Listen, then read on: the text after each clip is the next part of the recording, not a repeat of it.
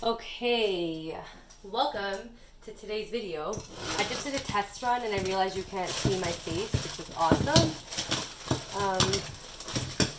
I'm just finishing off the video for the Chipotle chicken marinade and I am cooking it. So to begin, you are going to start off by making sure your marinade is well mixed. Keep in mind it's been in the fridge and just want to give it a nice little zhuzh, you know?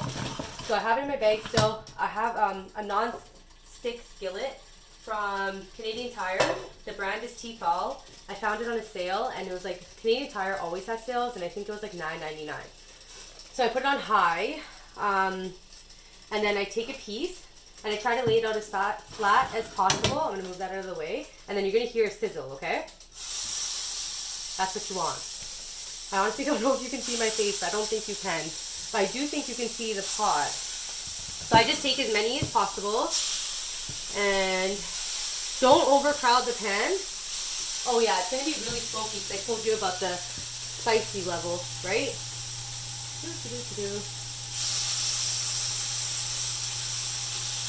You don't want to overcrowd the pan, but then also, like, depending on how small you cut it, this can take you forever. However, I do think this is the best way to cook chicken thighs.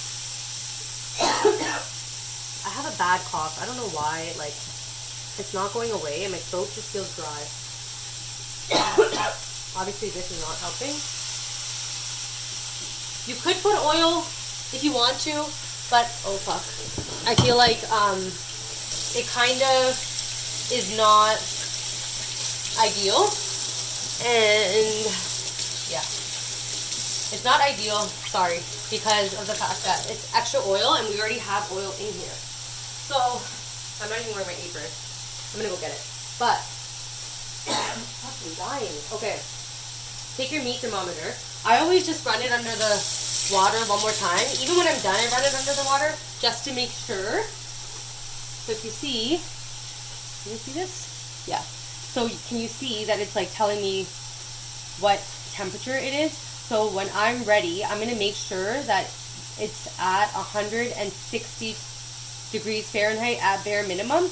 And I know it should be 165, but usually I take it out at 160 and then I put it in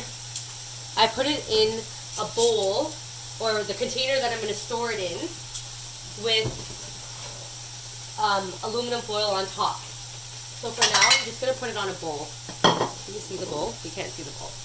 Alright, cool. So I've left it on for what, like 3 minutes? And keep in mind, we made it really thin. So like that's the type of color you want. I personally go even darker because I like char marks, but whatever you want, whatever your heart desires.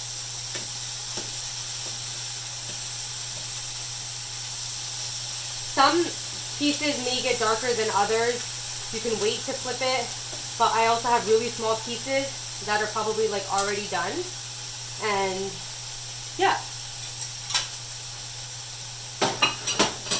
I don't know, I just find cooking, it seems way more scary than it actually is. But I'm just going to show you one round and then I'm going to end the video because I'm having some technical difficulties today and it's annoying me. So in the meantime, it's fine. I can just put up this video and I'm just going to make it uncut. It's really not that hard. It takes about 3 minutes per side. If you wanted, I personally, like BJ would love this. He would say this is the perfect temperature. I personally, or char marks or color, I personally could go for like a little bit darker because like that's kind of the grill mark you would get at, if you put it like on a barbecue grill or something like that. I've tried the oven method. It doesn't work. And you'll notice that I just put the chicken, no marinade, because we're not making like a soupy thing or a curry. We're making like individual chicken. So it's been 4 minutes. So I'm going to just take this. I'm going to put it into the thickest part of one of the fatter cuts of meat. Because if those are cooked through, then for sure the other ones are. But I also check against multiple. I also make sure that I don't put the meat thermometer like all the way touching the bottom and like piercing through the other side of the skin.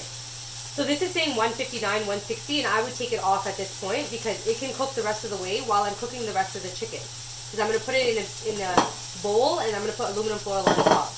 So I'm going to just check one more fat one. So it's starting off at 148. It's still going kind of slow. 161, 165. And my final check will be checking the back and making sure the temperature, the color is what I want. Like this one is saying 136. I don't like that. And I think it's because it wasn't really touching. But what I do when there's one that I think is not as cooked as I would like it to be, I just leave it and take it out last. I know there's going to be critique about my cooking. Like maybe you have to use another tong because halfway through it wasn't cooked. I don't know. I've thought about it, but I use my hands to put it down the first time, like it's super, super raw, and then it's fine. So actually, let me show you a piece. That's good. That's like, I don't know if you can see, if it's zoomed in. I really don't know, but that's what you're looking for. Yep, I'm amazing. I am fucking amazing. So, last step before I cook the other batch, just get some aluminum foil, and you're going to cover the bowl or the container or whatever you're going to store it in for now. And obviously you're going to reopen it, but yeah. So, a next batch, same container. Like, see how there's kind of marks on it now? That's all flavor. It's all good. Just make sure though, like I said, as cleaning as you go, you clean up right away because of the fact that you don't want it to be like stuck on. So yeah. How's everyone's day going? Mine started off good, but I'm experiencing a bit of a road bump, but I'm just realizing with how quick I made this video, like I'm just forcing myself to make it uncut.